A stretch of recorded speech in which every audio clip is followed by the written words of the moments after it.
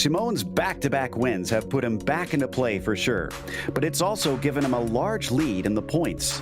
In the meantime, Seppa and Granberg faltered, while Freesia and Bycroft achieved their best finishes of the season. Phillip Island certainly jumbled up the pecking order, but we'll see if Oulton Park will do the same as we get ready to watch Round 5 of the Lotus 79 Sunday Grand Prix Series, and you'll see it all live here on the Global SimRacing Channel. Hi, I'm Joe Peak, and with me in the booth is DJ Clark.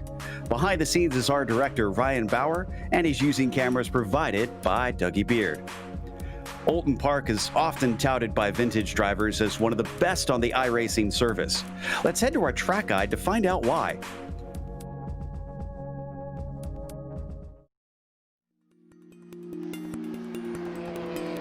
Welcome to Oulton Park Circuit. This British track to the southeast of Liverpool is a staple in the UK club racing scene, but has also hosted series as high level as Formula One a few times. At least with a small asterisk next to those events, since they were non-championship rounds. The history and the lore of the venue is as unique as the layout itself. But that layout is more than just the international circuit this place is known for.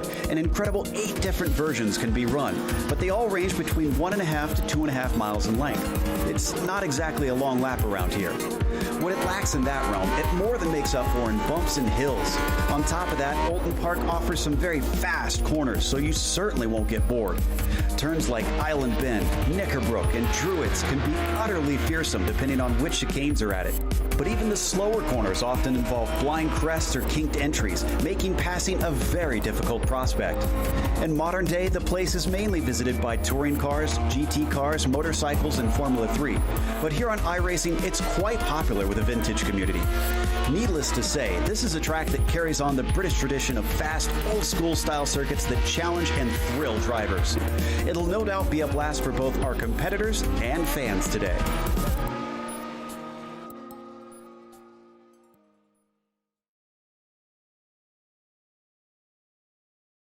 There you see a little bit about this track, but we're taking the Lotus 79 to them today. DJ, how are they going to handle, especially without the chicanes? Well, these laps are going to be coming fast and furious for these Lotus 79 drivers, Joe.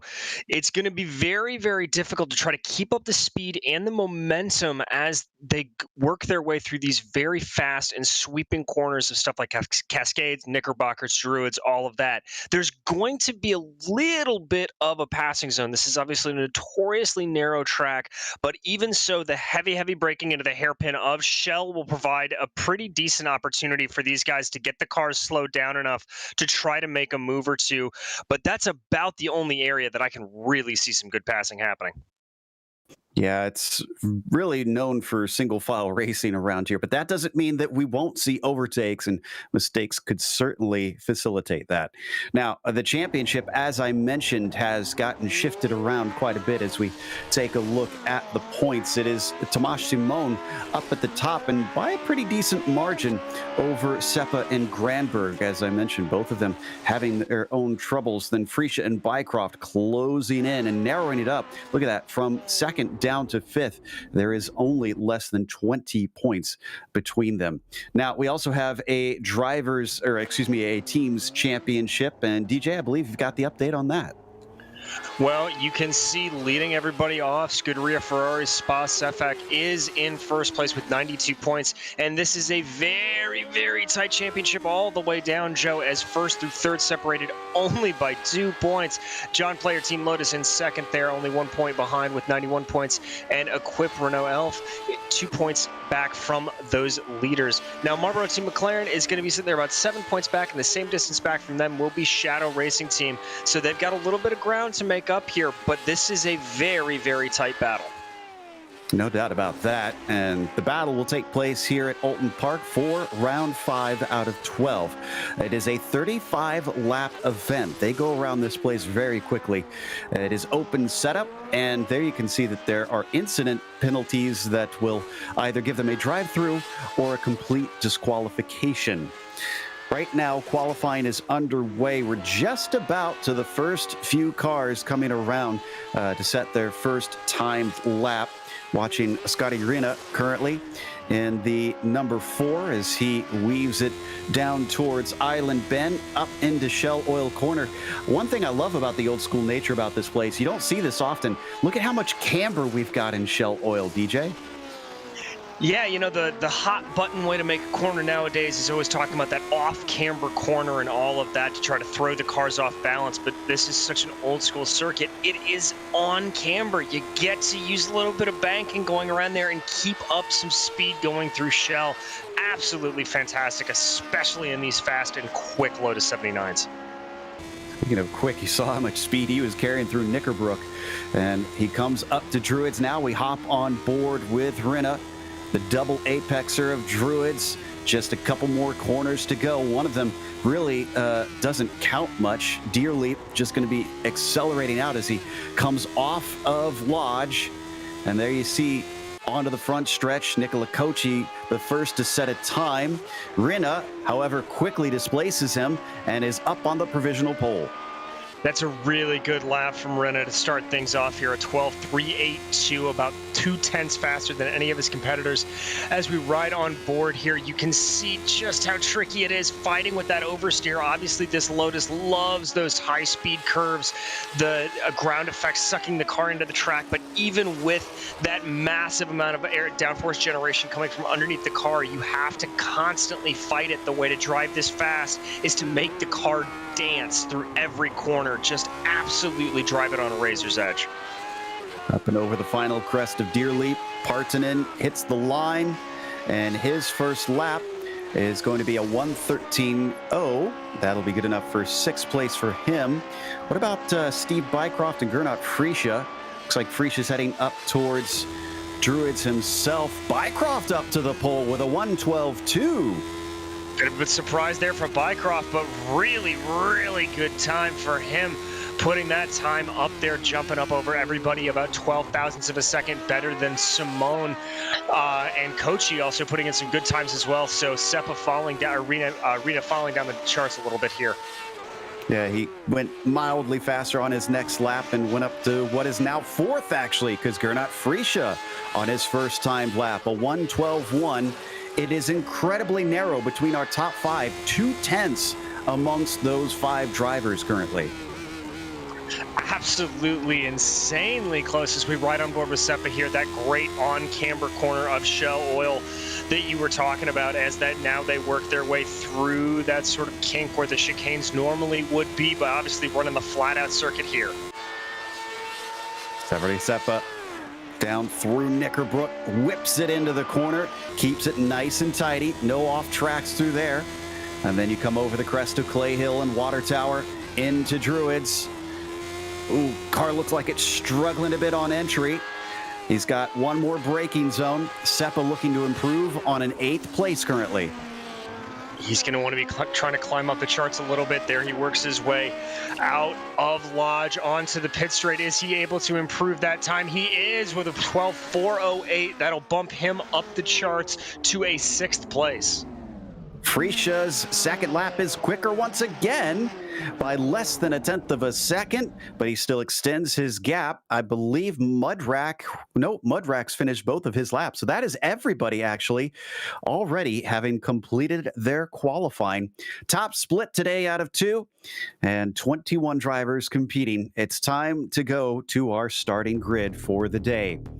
Gernot Friesche puts it on the pole, seeing if he can get up to the top of the championship with this one. Steve Bycroft will be challenging him with Tomasz Simon, our current points leader, starting on the 2nd row. It'll be a hard day to try and overtake. Scotty Rina will be starting in 4th with Nicola Kochi next to him in 5th place, and Severly Seppa rounding out row 3 in 6th. Timo Karalainen will be in 7th, followed by Martin Granberg, former points leader this season, starting down in 8th, but he's been having good luck so far in most of the races. Michael de Turk will start 9th, and Jukka Tolinen will be in 10th. Paulie Partonen is going to be starting off in 11th, followed by Carl Villeneuve in 12th, John Stevens in 13th, followed by Dennis Schoenig, there we go, in 14th. Timothy Reed will be lining up on the inside of row 8, followed by Barry West on his outside. Dylan Freckleton lining up in 17th, followed by Lakota in 18th, Andreas Henkel in 19th, and John Eddowes in 20th. And rounding out the back of your field will be Joseph Mudrack starting off in 21st. For those wondering what we mean when we say top split, and those not familiar with iRacing, they essentially sort out cars when a certain number of competitors is reached to 2 separate simultaneous races or more, depending on how many sign up, and base it on what is their iRating, basically a system that determines how good you are based on your results, so that everybody gets to race amongst like-skilled drivers, if you will, for today's event. Waiting for just the clock to tick down these last 30 seconds, then they'll start to grid up and we'll get 35 laps around here. One thing I do worry about, even though we do have the best of the best racing here today, and some of the times past, it's been a little chaotic on the first lap, it seems, in this series here.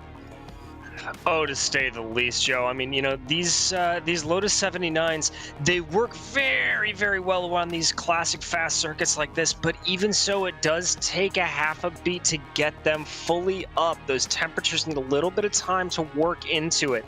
And I gotta say, we've got a very low track temperature here today, 70 degrees Fahrenheit on track.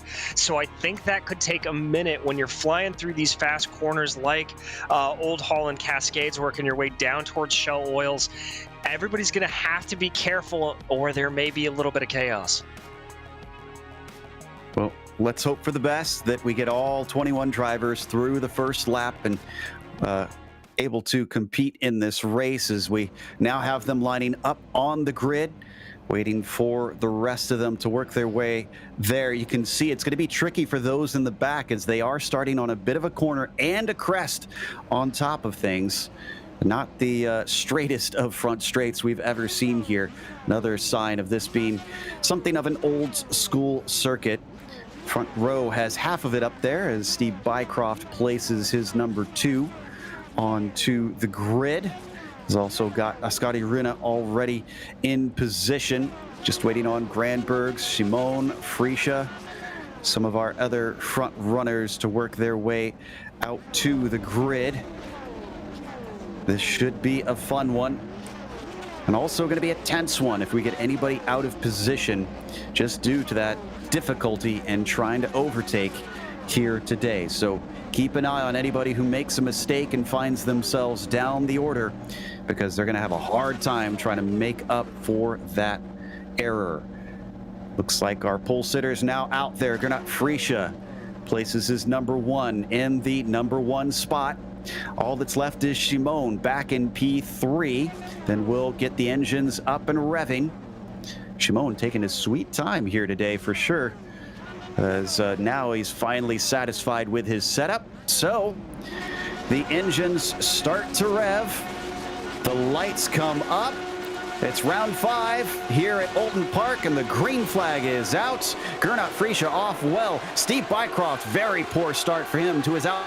Mosh Simone already up into P2, coming the long way around behind them. Through Old Hall, it looks like we're mostly clean. All of our dire predictions going to naught there, Joe. Everybody nice and clean, as Shimon's starting to close up a little bit on Freesia there through Cascades, but it looks like it's going to pull back. Bycroft getting hassled very much by Kochi behind him for 3rd, though. Clean start in these first few corners. Oh, but we got a spinner. Is that Kochi? I think that's Kochi off. It is Kochi. Oh no, and another one off into the grass. Nobody else has been hit though. I think we're clean, but a few self-made mistakes has cost certain drivers dearly at the start. Gernot Freesia, still your leader as we watch Kochi return to the track. Tomasz Simon currently running in 2nd as he's overtaken Steve Bycroft, and then we get a big gap to Renna in 4th. You have to feel for Kochi there. Just got the car a hair onto the grass during the braking zone. So easy to do, coming from that quick kink at Island Bend down into Shells. You just misjudged the corner ever so slightly, and that's what sends him spinning around. But back at the front, Shimon all over the back of Gernot Freesia, really hassling that number 1. Wonder if Frisch's got another setup that takes a minute to come to the temperatures that he needs. Oh, a little bit off track there for Tomas Simon, really pushing it. Gets up to the gearbox of the number 1, but doesn't try and pass into Cascade. Still, he is making sure he feels the pressure. Another little run off into the sort of astroturf that they have on some of the exits here, as I think we had an issue for Partanen. He is off in Cascades. Yes, he is. I've got to be thinking about Shimon, though, about that car holding all over the place. He's just running wide on seemingly every corner, as we're going to jump back to a replay here very, very quickly to see what happened to Partanen. I didn't see exactly what caused this, but I did see him off track. Did he do it himself? Yep. Oh, he got loose. Little wheel in the grass, and off into the hillside he goes. Thankfully didn't hit anything, so he'll be able to return. Meanwhile, as we come back live, if we go to our top 3 right there, they are all line astern. Steve Bycroft now in the fray. Yeah, that little bit of battle. I think Shimon's being held up ever so slightly by Fricha up ahead. Bycroft able to close in behind them. Thinking about Shimon's car, though, there you see Fricha, though, responding to everything with the fastest lap of the race. I wonder if Shimon is just running that car a little bit loose. You know, we've seen him lose about a 1/10 of a second through some of the faster corners behind Fricha. I'm wondering if that car just doesn't have max downforce on it and he is losing grip, and that would explain why he's running so wide. We'll keep an eye on it to see if their theory is correct, but we come off of Shell Oil, and as they accelerate up and over the crest of the backstretch, he's going to gain a little bit again, but Knickerbrooks rarely sees successful passes, let alone too wide into there. And indeed, he backs off a little bit, maybe trying to set it up for the exit. Look at that. Yes, he is indeed, as the number 3 gets a fantastic run. Frischik, is he going to defend? No, he holds the racing line. It's so narrow around here. Joe Fricha almost doesn't need to defend. He just needs to drive at this point. But there you see Shimon all over the back of him. He's going to dive down to the inside. Tries to hold the braking zone. He gets a nose in there. But Fricha, the wily veteran, able to hold him off and say no thank you. Interestingly, Fricha closed the door and then reopened it, allowing Shimon to almost get to his inside down through Lodge. The 3 still run. Fricha, Simone, Bycroft, your top 3. Looks like we've got some action going on with Seppa as well. Back here in 5th place. He's trying to catch up to Rinna for P4 while also keeping his fellow countryman Timo Karhulainen, the number 13, behind him. He is just trying to do what he can. You can see those leaders battling ahead there as we ride on board that wonderful on-camera corner of Shell's Oils. Just keeping the car flat through these kinks, working his way forward and seeing what he's got. Ooh, we got to go back to the lead as down to the inside, Simone takes a look on Fricha. A little bit of a blink there, if I'm not mistaken, from Fricha coming down the backstretch. That's not what Simone wants to see at a tight track like this.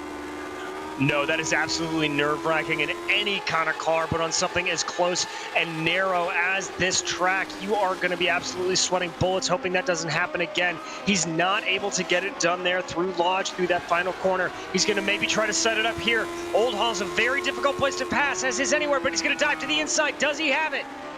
Not quite. The late apex denies him that time. And Fricha still retaining the lead, but barely. Shimon looking left and right now. He is eager to get by early. I wonder if he's worried about the threat from Bycroft behind, thinking I got to make the pass quick or else I might lose it. I certainly think that may be it. And don't forget, out of all of this, look at what this squabble has allowed to happen behind it. Rena, Seppa, they have all been able to catch up within distance to this pack. This battle for P1 absolutely reeling the leaders into those behind, as here goes Simone for the pass again. Trying to go side by side into Knickerbrook. He leaves the door open, and here comes Bycroft. But he's got no place to go. The track is just too narrow. Fricha, good on the power out of Knickerbrook, and that fends him off despite being fully behind for a moment. Oh my goodness gracious, only in Lotus 79 do you see something like that. Shimona trying to find anything by Bycroft, closer than he has ever been, and Reno right behind them. This is a 4-car battle for the lead. as they come across the start-finish line yet again, only on lap 6, and already we're seeing some incredible action. A poor apex through the first corner from Gernot Frischa. Shimon doesn't have anything from it, though. He's got to wait patiently, looking for another opportunity, and it looks like it's not going to come this time as he falls back on the run to Island. He may just be trying to sight something up ever so slightly. I don't think he's going to try again at Knickerbrook. Joe, you said it yourself, that is one of the most difficult areas to overtake. But you see there, Shimon taking a very different line than Frischa through that turn 5 corner, just trying to figure out a way to get a little bit more speed off the apex. Incredibly, in all of this, we've only lost 2 cars. Villeneuve and Freckleton have entered pit lane, and Villeneuve is officially out. Freckleton is trying to take repairs to see if he can return. Meanwhile, the battle is hot for the top spot, and it is between Shimon and Frischa, with the likes of Bycroft and Rinna looking on. Steve Bycroft just trying to hold his own here, holding back, waiting for something to happen. If something were to happen to the leaders, I think he is really and truly in the popcorn position on all of this. He is playing this absolutely patiently and perfectly, whereas Tadas Shimon working every inch of the track that he can, trying to find something by Frischa. See, he's not been getting the best run here through Cascades, and that's really compromised him down into Shells. But we'll see what we can do. As there goes Frischa, massive tail slapper. And that's going to open the door wide for Shimon. He steps through, and for the first time this race is officially in the lead. Bycroft not able to do anything with it, unfortunately, just a little too far away. We watch from the rear of Tomas Shimon, looking back at Gernot Frischa. It is still a 4-car train with a big gap back to Seppa in P5. Now, if I'm Steve Bycroft, I want to try to get by Frischa as quick as humanly possible. I am very worried about the possibility of Tomas Shimon absolutely running away with it. We saw how faster he was for the most part than Frischa, just not able to get the move done to get by. And I have to be worried if I'm Bycroft that Shimon is going to just steal off into the distances. He's already pulled about a 0.2 of a second gap on the rest of the field. So a little defense there from Bycroft. Apologies to the rest of the field. Really, this fight for the lead has been better than much of the other stuff we're seeing everywhere else. And Shimon, in the meantime, look at that. Now that he is ahead, he has set his sights and is gone. Fastest lap of the race with his clear air. Yeah, look at that, Joe. The gap already up to about 0.7 of a second. Really and truly starting to pull away here. It is absolutely remarkable for Shimon, and Bycroft has got to get by Frischa if he's going to be able to do anything. Got something going on with Granberg here as we take a look at the battle for 6 just behind Karl Halainen. And then Michael de Turk is behind as well. You can just see him in the mirrors as we ride on board with the P7 car. Coming towards Knickerbrook and plunging it into the fast right-hander. Not able to find an advantage. We did have an incident between Edos, and I'm trying to figure out who else he made contact with. This was in the final corner last lap. I think it was Partanen, actually. Yeah, this was about 60 seconds ago, I think. Partanen, unfortunately, making a bit of a rude move on Edos. Let's see if we can get the replay here. And here we jump back to that GSRC replay. There you see, here we go, lining up as they come down, blasting out. There's the move to the inside. I don't like how this is gonna end. Yep, caught a little bit too much of the curve. That pushes him out wide onto the grass. So just a little bit of a cascading effect there all the way down. Unfortunate For Edos, but Partanen trying to make up for his mistake as we now look at the battle for second. They are being left in the dust by Shimon. Apparently his qualifying was not representative. In the meantime, Frischa, Bycroft, and Rinna fighting amongst themselves for the scraps. Yeah, and there you saw Bycroft taking a look down at the inside of Frischa there potentially. Once again, it was the same mistake that lost him the lead. Coming out of Cascades, he ran a little bit wide, got the car onto the grass, and that put the car into just a bit of a tank slapper there for Gernot Frischa, and that almost cost him that P2, is just like it cost him the P1 earlier. Starting to make me think that Frischa is the cork in the bottle. But we've got to go check on Granberg yet again. Michael de Turk is much closer now as they come into turn one. He tries to get the launch off, but can't quite withstand the dirty air of that red number 7.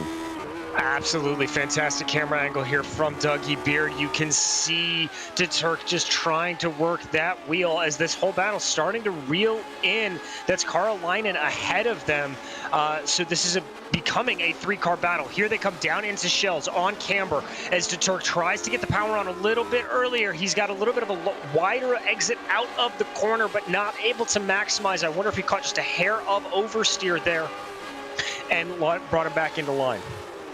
Back to the battle for second once again. Oh, Bycroft with a fantastic run coming out of Knickerbrook. Freesia still not covering it off, leaving it open, and Bycroft can't get his foot in the door. Rina thinks he can take advantage of it. It's a chain reaction down the field, and here comes our 4th place driver trying to get onto the podium. Oskari Rina manages to force him off the racing line. Can't get the power down, but he's going to hop into the slipstream up the front stretch. Bycroft now playing a slight defensive role into Old Hall, and still no overtake. Nothing yet, but Rina not letting anything by here. Very, very close through Cascades. He's going to try to keep the pressure on. He's closer than he's ever been as they go down here through Lakeside, looking up to Island Bend before they dive down into Shell's Oil. And he doesn't look like he's quite got the run, even though he had a much, much better line into the corner. Had a big wreck with the number 12. This is Leo Cotta. This is worth a replay. And I think Barry West involved in it as well, unfortunately. This looks like Nicola Kochi is behind them. Oh, made some, big contact. Holy cow. If we get an onboard with Nicola Kochi, he got a great view of the action and narrowly avoids it. There's a better angle seeing how they come together. There, you can see they come down. This is on board with Lakota. Oh, man. Absolutely heartbreaking, just running his line, not recognizing behind what can happen. You can see just how quick this speed is. That's just a whap in the backside from him. Massive hit into the wall. I hope he has his 4 speed back turned down on his wheel. Leo Cotta going to be our latest retirement because of that. Everybody else able to continue. Looking at our leader once again, Shimon still up at the front by about 2.2 seconds.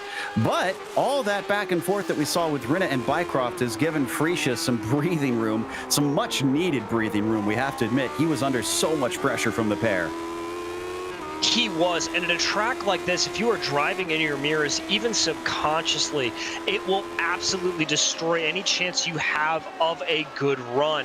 You need to focus ahead. These fast sweeping corners like Knickerbrook, Cascades, Island, they may seem relatively easy when you're looking at a track map. It's just a little bit of brush breaking. Sorry, Rina had a big mistake. He's fallen off. If we get a replay here, I think he narrowly avoided disaster through Knickerbrook. This is a monster save, actually. Look at this. Here they come up out of Shell's Oil. There you see going up, lining up for Knickerbrook. Here he goes, catches down. Oh, holy moly, talk about a save. Just gets onto the grass, the car into an absolute tank slapper, and he is able to control it like a master. I mean, another foot to the left, and he would have caught that tire barrier, and that would be day done for him. Looks like we've got another retirement. Pauli Partanen has come into pit lane. Not sure what caused it, but we'll try and look into that later. Things really kicking off. What a round we've got on our hands. This has been one of the more thrilling races we've seen in this series.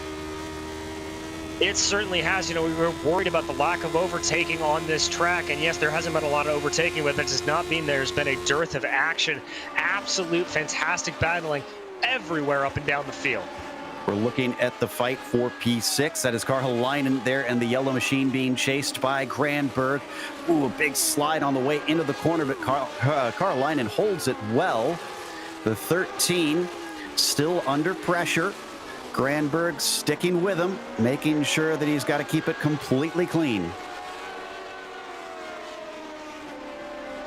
Yeah, no room for error around here today at Oulton Park. There you ride on board with Michael DeTurk.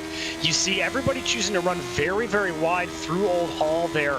It's not, I don't think it's counting them for a 0 or for a 1X as they run off track, so just taking full advantage of the limits here on this track. Yeah, you've got to use every inch possible, especially with it being so narrow around here. Plunging into Shell Oil, looking to square it off, and Timo does it well, making sure on one of the longest acceleration zones he's got plenty of top end. Back into the second place battle we plunge as we look at Bycroft, now able to focus forward with Rinna off his tail. He's seeing if he can regain the ground that he lost to Gernot. And he's got that gap down to about a half a second right now. So slowly but surely trying to work his way in on Gernot Fritzsche, seeing what he can do, able to carry a lot more speed, it looked like, going into that corner. So he's certainly got the straight line speed, just a matter of if he will be able to make it work and catch him. But don't count off Rinna here. Rinna able to close up as well, getting that gap finally under down within a second. Yeah, I have to imagine that he's going to at least close back in like he did early on in the race, because don't think he got any damage from that moment that he had, at least not that we can see. Still watching as Karhalainen ahead of Granberg, ahead of DeTurk, are in a very similar situation, just getting trains kind of forming as everybody's getting plugged up by someone who doesn't quite have the pace that they can do. Oh, and a big slide out of Shell Oil from Timo. I think he's managed to keep it from being the worst, as Granberg's not in a position to attack, but scary moments for the 13. That's absolutely that knife edge, like I talked about, Joe, on just where the limit is on these cars. It is what makes driving them so rewarding, is getting them out onto the edge, trying to control those little micro slides and prevent them from being anything bigger. But Karhalainen doing a really, really nice job of keeping it together. But look at this run from Martin Granberg, able to really, really close up here, trying to push the issue as much as possible as we ride on board through that final heavy braking zone of Lodge, heading back onto the main straight. It looks like Karhalainen's able to pull away a little bit here, taking advantage of every inch of that track on corner entry.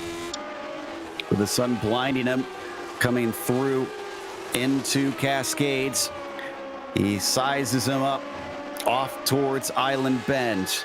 Not quite close enough, I don't think, unless he absolutely sends it into Shell Oil. Don't think Granberg's quite in that mental space yet. Still shows his nose, though, and is at least trying to get into the head of the 13. Exactly, Joe. I always talk about the mental game of being the car behind as we ride on board with your third place car, checking back in on that battle. Bycroft unable to really get any closer to Fritzsche, as we've seen. But it's all about that mental game. You show your nose a little bit, even if you're not going to be making that pass, and it's still just a little bit of a psych out. You get the driver ahead of you, driving in their mirrors, not focusing on the road ahead, and you force an error out of them. I love seeing how these cars take that final corner, just sliding it through and keeping it right on the edge. And another fastest lap for Shimon. Continues to edge himself away from everybody else. 3.1 seconds from P1 to P2. We continue to watch this fight between Granberg and Karhalainen for the 6th position. Yeah, this is just a battle of give and take here, Joe. Every time I think Granberg's got a really good run on Karhalainen, it looks like Karhalainen's got another trick in the bag, able to keep about a 10th ahead of him at all times, pull it out if he needs it. So I think at this point, you know, we're working lap 17 right now for Martin Granberg. I think it's just a matter of keeping the steady as she goes. But he's got to watch out. Michael DeTurk starting to hassle him from behind as well. Yeah, I was just going to ask, I mean, put yourself in the shoes of DeTurk. Do you think it's worth trying to get aggressive now? Or do you want to wait and see how it plays out with these two?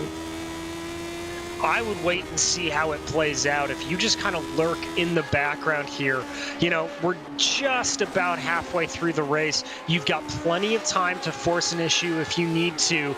There's no reason to try to go for broke here with more than half the race remaining. That's what DeTurk's been doing thus far. Haven't really seen him stick his nose into this fight at any point so far. Now on lap 18, as we definitely are halfway through at this point. This is the battle for sixth that you're watching on screen, being led by the yellow machine of Timo Karhalainen. Really nothing separating this train of drivers. The battle for sixth place. It may come down to an accident for any one of them, of just a little error, and that's what causes the position to be gotten. Although there you see really good run there for Michael de Turk. Looks like he might have had something coming out of Shell Oil, but not able to press the issue. He's still closing in. De Turk is right on that gearbox now. He's putting himself in the position to capitalize if he can get a mistake out of Granberg. Granberg has started very consistent at the start and then slipped back at Phillip Island. Finally had a bad event that cost him the lead in the points.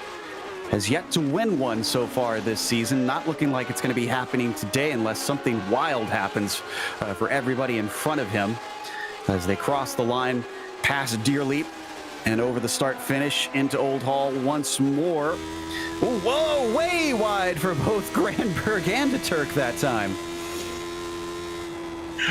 Sometimes you're just so focused on the car ahead of you, you make the same mistake they do, as that will not really cost either of them in that battle. Let's go back and check a replay to see what happened here, Joe. I believe they call that target fixation. And definitely de Turk getting a little bit caught up in what Granberg was doing in front of him. Let's watch it here. Oof, yeah, that was flirting with the grass there. These things don't like losing that pavement. No, they do not. You know, these big rear tires just generate so much grip off the tail end of it. So easy to get them to slip around and slide, though, because of the massive amount of torque going into them, and you lose that surface grip and it just absolutely spins away on you. But that time not costing Martin Granberg all that much. You can see here he is still right up the back of Timo Karhalainen. Really in a good position here. This is about the closest we've seen him for a number of laps. Still doesn't look like he's within range to try and attack. So let's jump away and check once again on second place, where Freesia still has Bycroft within 0.5 of a second. Freesia, though, set his fastest lap of the race, his personal best last time, at a 13.1. That's about a tenth faster than Bycroft, at least holding him at bay. Unfortunately, this one not providing anything, but it's certainly its own little pressure cooker, and it could boil over at any moment. So we'll keep half an eye on things. I want to give some love to the number 8 car, though, while we've got a chance. Joseph Mudrack has gone from 21st to 14th in this race, and that is legitimate. He did put a qualifying time in, so from dead last, up 7 positions. You know, Joe, sometimes you just can't gather something together for the one-lap blast that is qualifying, but you get into a good rhythm in the race and you can just start to come alive. You know, this isn't what you typically think of as a rhythm track, necessarily something that you get into a really good groove with. It's just so constantly on you, but really good stuff. Is there you see Steve Bycroft setting the fastest lap of the race. It was a 12.995, so our first driver to break that 113 barrier. Not quite enough to get close enough to attack on Gernot Freesia. So they send it back into Shell Oil yet again. Ooh, some more connection problems with Bycroft as he blinks away for a moment. Once again, looking at Granberg now. And he gives chase on Timo. He's been stuck here for a number of laps. At what point does frustration take over? I think about 3 laps ago, Joe, is you just got to be sitting there in that cockpit going, oh, come on, let me get him. But you see there, that's one of the things that's been hurting him most over the course of this run. He hasn't been able to get the perfect run out of Shell Oils. It's just not happening for him. He's able to close almost everywhere else on the track, but getting that run into Knickerbock, as he's very close now, coming into the line. Is he going to think about it? Ooh, looks to the inside, and Karhalainen a little too wily there, but that's going to allow de Turk to get very close up behind Granberg. Granberg doesn't go defensive into Old Hall. And, maybe just a little too eager from everybody all around. De Turk loses out through that corner as well.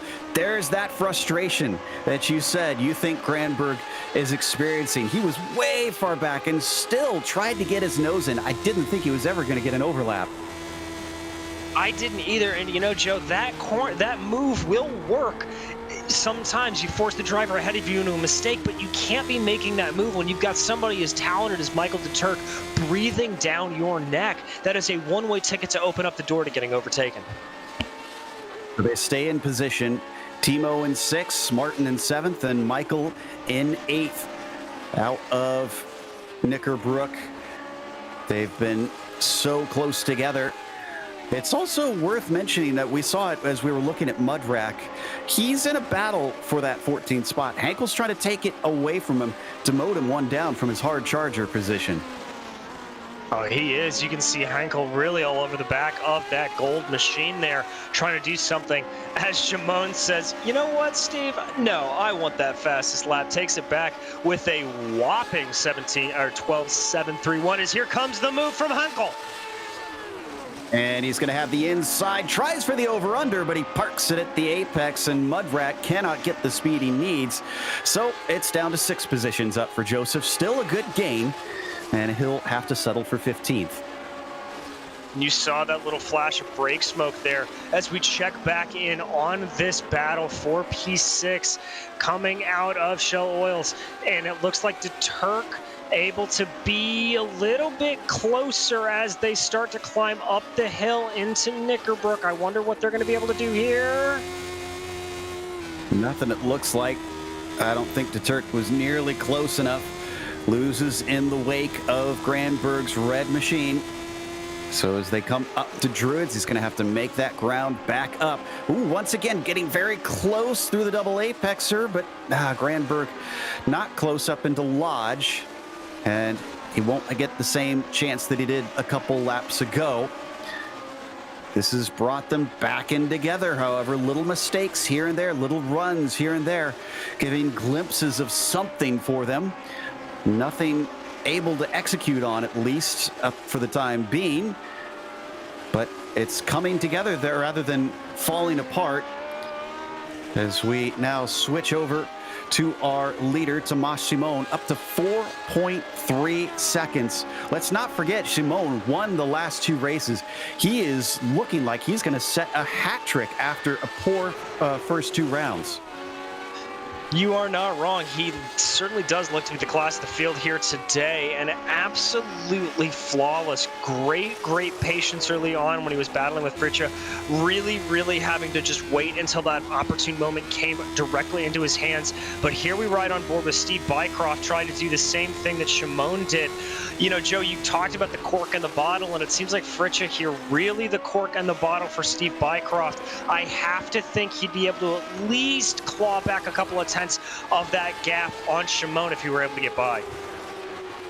I wonder if part of it is the fact that just the wake of that car ahead and the tires are probably pretty worn at this point, that it's keeping Bycroft being able to get into this position he needs to attack.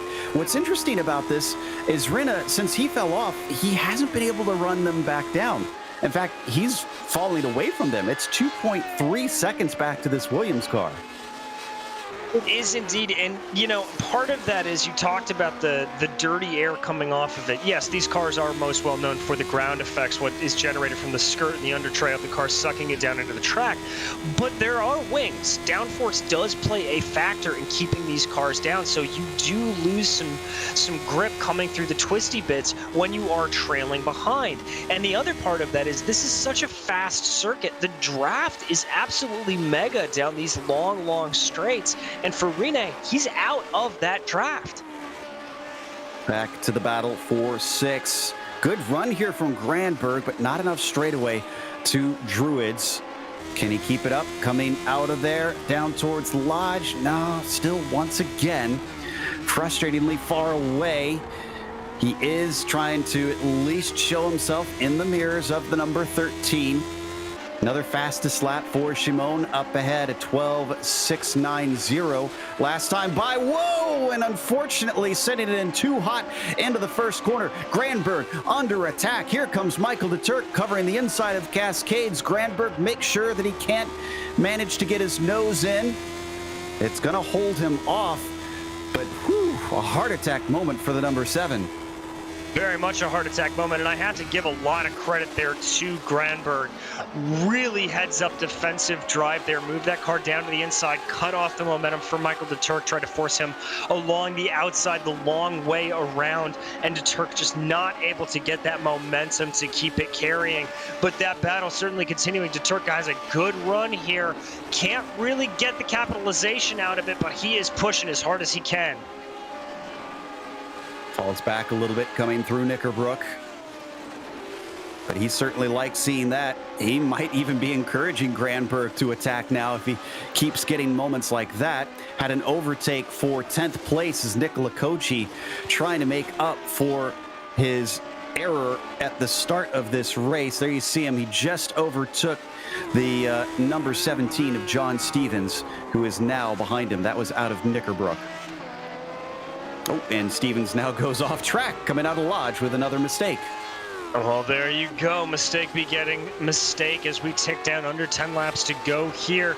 And Joe, you know, just thinking a little bit about this Carolina Granberg and de Turk battle, it's really interesting to see where they are ebbing and flowing. You mentioned it a little bit earlier. I think there is a hair of setup difference in these cars as we are seeing it, as we are seeing each of them come into their own, really have more speed through certain areas of the track. Well, look at this, weaving back and forth a little bit, trying to break the draft. Wonder if Timo feels a little bit better now, maybe thinking he can get away from these two, especially if they're fighting like Martin Granberg and de Turk, like they almost were up into Druids. Oh, great exit, though, from Granberg coming off that double apexer. And he's going to pull himself away from the car behind. So they're ebbing and flowing back and forth. Down to 8 laps to go now. Remember, these laps go by in about a minute 14, minute 13. In fact, minute 12 for some of our drivers. So there really isn't much time. No, there isn't. This is such a fast and quick circuit, very much a vintage throwback, a place that these Lotus 79s feel right at home. As we do a quick check-in on your race leader, Tomas Shimon, just absolutely putting in blistering lap after blistering lap, breaking the 112 barrier again and again. Simone certainly in a school of his own today. At 4.5 seconds ahead of Gernot Frischa. Hasn't really had a challenge. I thought traffic would be more of an issue today, but honestly, he's still hasn't really run into anybody. He's come past Barry West, but that was because Barry West came in to take repairs. John Eddowes is going to be the first one that he'll overtake. A little bit of a look there and actually getting to the inside. Michael de Turk might actually finally have something down into Lodge. Oh, but he spins the wheels. It's a drag race up and over the hill of Deer Leap. And that wheel spin has cost him what could have been his best chance to make the pass. Just a little bit greedy on corner exit, trying to put the power down ever so slightly. So much power being put through these massive rear wheels. So easy to get a little bit of wheel spin off of the line if you're not careful. Really costing Michael de Turk. But look at that closing speed as they fly through Island Bend there. Really, really fast on it. He's got a little bit of a different line here. Let's see if he can get the power down. Keep it up nice and close behind Granberg. Looks like Granberg was able to get the better corner entry out of Shell's Oils. This did indeed help Timo, already up to 1.3 seconds away from 6th place. Is Granberg damaged here? He looks very slow in a straight line suddenly. Whoa, and the car starts to slide. He goes off wide. De Turk's going to have the inside into Druids. Can he hold on to it and complete the pass? Yes, he does. The 15 gets into 7th place after half a race of trying. Sigh of relief for Michael de Turk as Frischa there able to set the fastest lap of the race. And there's something wrong with de Turk. He goes wide. No, he left the door open. Granberg just sent it, and he gets the spot right back. He defends to the inside, coming into Old Hall, and he's going to hold on to it. Let's get a replay. Well, no, maybe not yet, as he goes a little bit wide. Granberg trying to defend from the Turk here, and Michael can't quite make it. And I think we're safe now to try and pull up a replay here of the Turk getting overtaken down into Lodge. Granberg did what he's been trying to do to Timo many laps. Here's the initial pass with the mistake from Martin. Yeah, so we'll watch this through. There you see, just gets that car a little bit cockeyed coming through the corner, and that opens the door for the Turk. The Turk able to get the power down, get on very, very quick, and go by. And now we're lining this up. When I saw it, it was such a gutsy move from Granberg. I thought that there was something wrong with the Turk, and it's just sheer force of will. There you see, doesn't think he's going to fight back on him, runs that corner wide, and Michael de Turk has got to be absolutely kicking himself for leaving that door open. And he hasn't been that close since, unfortunately. I was with you. I thought for sure the same thing. It's a sigh of relief. Maybe the relief came too soon, because now the Turk has got to do it all over again, and he's only got 5 laps left to do it. Up at the front, we're not seeing any changes. Shimon actually up to 6 seconds now. Bycroft still stuck at half a second behind Freesia here on screen. There is the pair of them trying to settle out second spot. Yeah, Bycroft has been hassling him this entire race, but very rarely able to get that gap under about 0.5 of a second. Gunnar Freesia just absolutely holding the line, towing it quite well. And I have to really, really think at this point that it's going to be very hard for Steve Bycroft to get by. These tires are fairly worn at this point. He's going to be struggling for a little bit of grip. Freesia's going to be in the same position, but the impetus being all on Steve Bycroft to get the move done.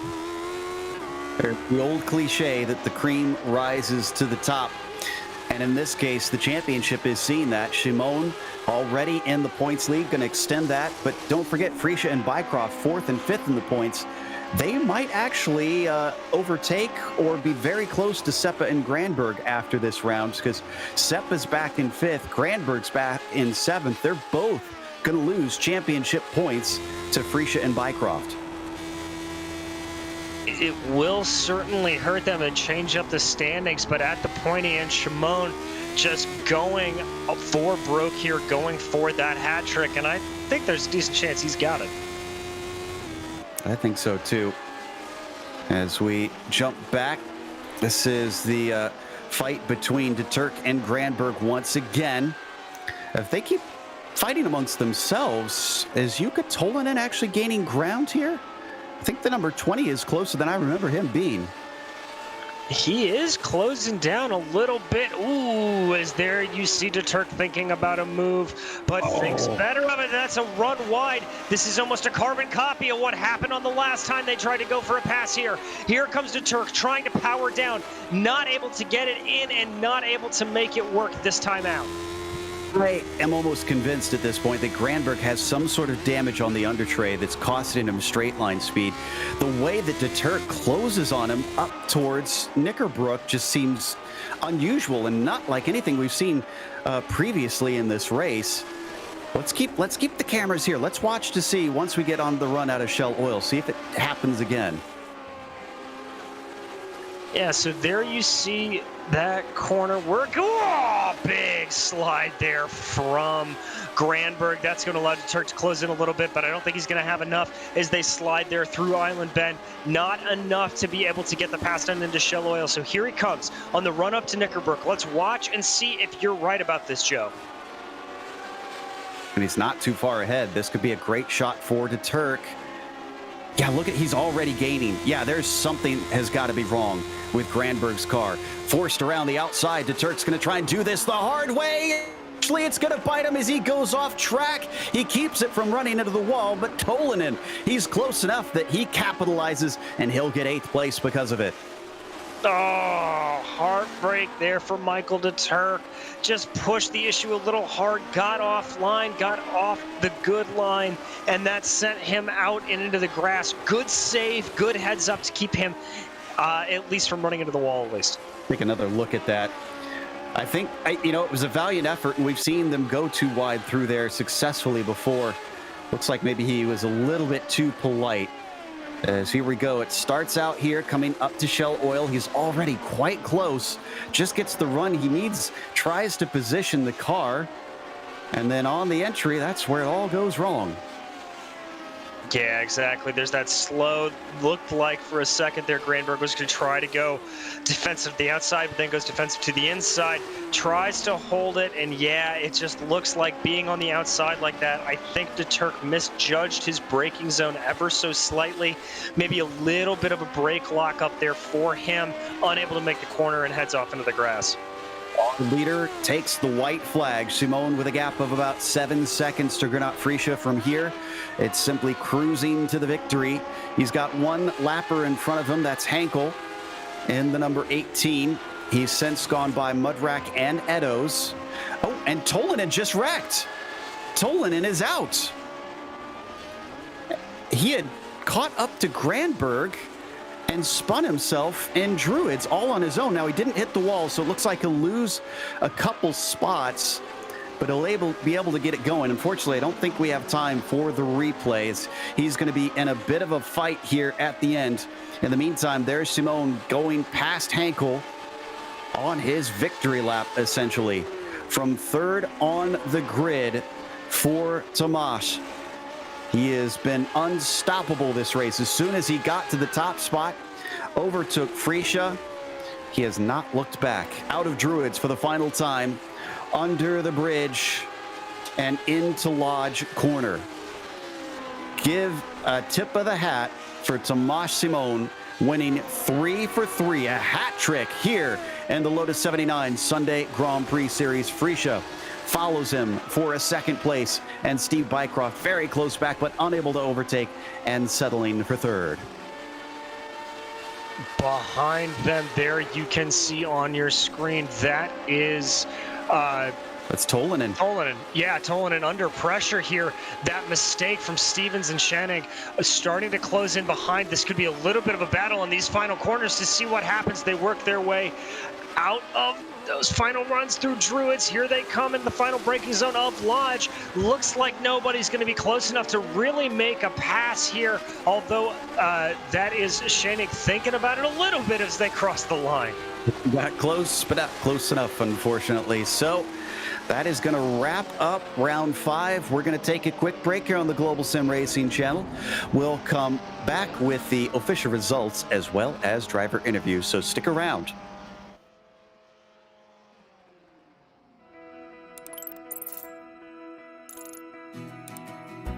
iRacing is a sim racing game that combines a true-to-life racing experience with an online community of virtual racers from all around the globe. iRacing offers a multitude of officially licensed cars and tracks, laser scanned with millimeter accuracy.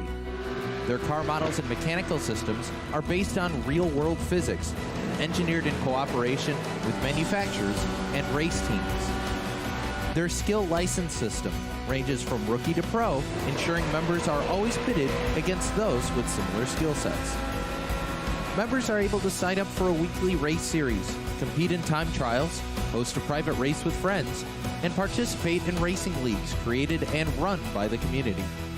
With over 170,000 members, iRacing works in partnership with renowned motorsports organizations like NASCAR to deliver virtual races based on the real-life NASCAR Cup Series, as well as many other series on the NASCAR ladder.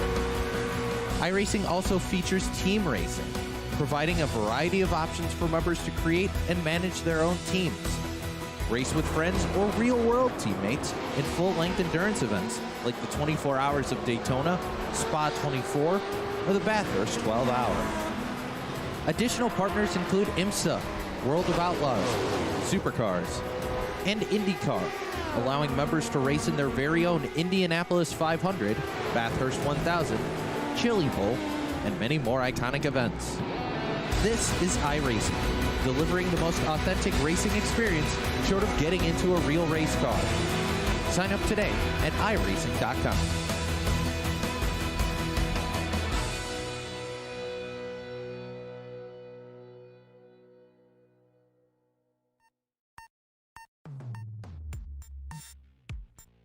Welcome back to Oulton Park. Round 5 was a stunner, especially up at the front.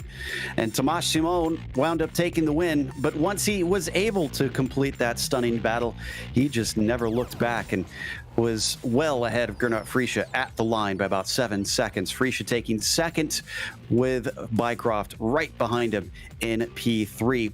Oscar de Rinna was in fourth at the start and fourth at the end. He briefly found himself in the fight, just couldn't keep it in the fight, unfortunately. Severi Seppa was P5 with Timo Karhalainen in 6th, and Martin Granberg with all kinds of action today, finishing 7th.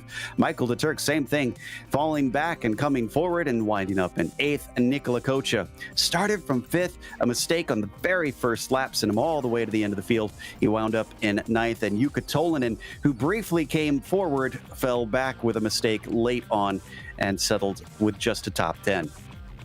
Coming home 11th was John Stevens, and Dennis Schoenig coming home 12th. You saw him almost be able to make that move on the final lap. Timothy Reed in 13th, followed by Andreas Hunkel in 14th. Joseph Mudrack, a great run up through the field, finishing 7 positions up on his starting position of 21st. John Eddowes in 16th, Barry West 17th. Paulie Partanen in 18th, followed by Lakota in 19th, Dylan Freckleton in 20th, and your final finisher today did not see the end of the race, unfortunately, Carl Villeneuve. That brings us to our interview, starting, of course, with our second place finisher here today, Gernot Frische, as we pull him in. Gernot, first of all, congratulations on a podium, but not quite where I think you wanted to finish. Was it a case of out-qualifying yourself and having a stunner on one of those 2 laps, or was it a case of just not being able to keep up the pace like you hoped in the race? Hi, Sean. I think it was both. I did 2 very good qualifying laps, so I didn't expect to really be able to be on pole position. I think it's been a long time since I did that in a strength of field race. So I knew the race would be even harder, and I saw Tomasz racing yesterday, so his pace was outstanding once again. So yeah, basically I don't think I had a real chance, but at least I came closer than the last couple of weeks. Certainly, this has been a marked improvement, and a second place will help you in the points championship. You did have a pretty scary moment in that fight for the lead at one point. 2 wide through Knickerbrook doesn't often go well, but you and Tomasz held it. Do you trust him well enough for that, or did that really send your nerves on edge? Yeah, I do trust him a lot. On the other hand, it's just a really scary place, even in the virtual world. So yeah, well done by Tomasz. We both did really well there, I think. Of course, this is possibly going to send you up in the top 3 in points. Do you think you have anything over the course of the season for Tomasz to try and challenge him for the championship? Yeah, to be honest, I don't think so. Tomasz is just the fastest guy at the moment, so even going for a P2 is really an accomplishment. So Oscar usually is right up there as well. So yeah, it's really tough this season. And yeah, if I manage to do some podiums again, I'm quite happy. Well, again, congratulations on second, sir, and hopefully we'll get to talk to you at the Nürburgring. So too, if I'm there, we'll see. Huge congrats to Tomasz again and to Steve as well for great third place. There's Gernot Frische, second place today. Up next, I believe DJ Clark has caught up with a driver that didn't have the greatest of days. It's Barry West. Barry, a little bit of a disappointing run there for you for P17, but these cars just absolutely electric around this track, even though I know it's a little bit difficult. But talk us through your race today. Yeah, well, it's a great track and I love it, and my pace was good here. I think P12 was on. Don't go good all week. I finished 1 race without damage, and then managed to catch a grass on the way into the hairpin, and just managed to survive. Good for the other drivers, missing me coming back on track. But and then I was all over the back of GSO, and he was moving in the braking zones into Lodge, and then we coming down to Knickerbrook.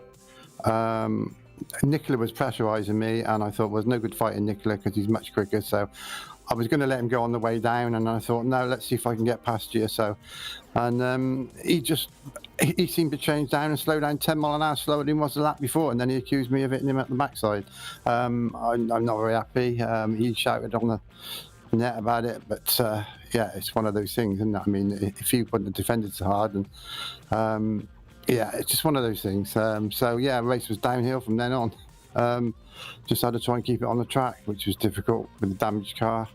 I came off on turn 1, got completely disorientated, and I saw the cars going, so I followed where the cars were going, and I came back and cut half the track off. So then I had a black flag, so I had to go and serve a pit stop delay. I don't know how long it was, but it seemed for ages. And then yeah, I came back out, and then all of a sudden my field of view changed to the right, so I couldn't drive, so I had to stop and then rectify that. So yeah, I was pleased to finish 17th, or just to finish, to be honest. It was a bit of a nightmare. It certainly sounds like it. You know, we heard a couple of the drivers saying in chat a little bit about the interesting nature of the off-track limits. I think in 1 and 3 in particular, obviously big off-track for you at the start, but were you running afoul anything? Did you notice anything like that as you were going along? With a hairpin, there's a little bit of concrete on the right hand side, and I just caught that in an earlier race and managed to survive. But yeah, no, I didn't get any off tracks out. I did end up with, I think I had 11 off tracks, but of course there was 1 contact, so then there was 4 for that. Then I drove off the track once, so yeah, I had to keep an eye on it, so I just made sure I didn't go off track anymore. And I wasn't really racing anybody, you know. I mean, it's just keeping an eye on the F3 and making sure you didn't balk anybody coming through. I hope I didn't slow the leaders up at all. I can see they were having a good battle, but yeah, it was just a matter of finishing, to be honest. And yeah, 2 laps down, damage. I mean, yeah, I should have been. I've been finishing about 45 seconds behind the leaders, so that would put me up around the 12 to 13, 10, 11, 12, 13 mark. But I had some good races with John and Tim earlier on, but yeah, that's the way it goes. Roll on next year. Exactly, and we will see you next week out at the Green Hell. Well, that's going to be interesting, and that's going to be a few off tracks there. Indeed, Barry. Thank you so much. Our 17th place finisher, Barry West. Thing is, I'm not sure how many off tracks you can get there without ending your day suddenly. So hopefully he keeps it on the black stuff. But we want to thank the Lotus 79 community for bringing us back this season for another one of coverage here on GSRC. But also, we want to thank the companies that provide the software and the hardware for our broadcast listed here on your screen. Additional thanks go to June Lalonde, who provides our wonderful music. There at the bottom is her Bandcamp link. Make sure and check that out to see more of her, more music. And then, of course, thanks to the team today, DJ, Ryan, and Dougie. If you'd like to find out more about GSRC, including upcoming races, you can find it at globalsimracingchannel.com.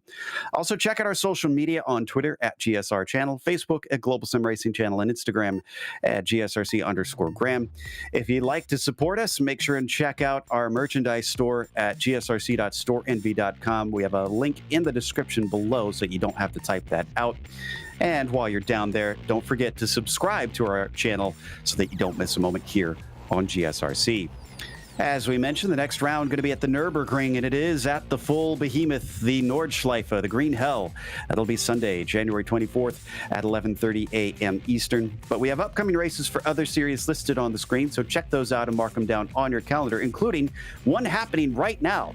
It's the Majors 2.4 hours of Daytona. The European region is live, and then in a little bit of time, we've got the Absolute Beginners League. Until next time, though, race clean, race hard. We'll see you on the track.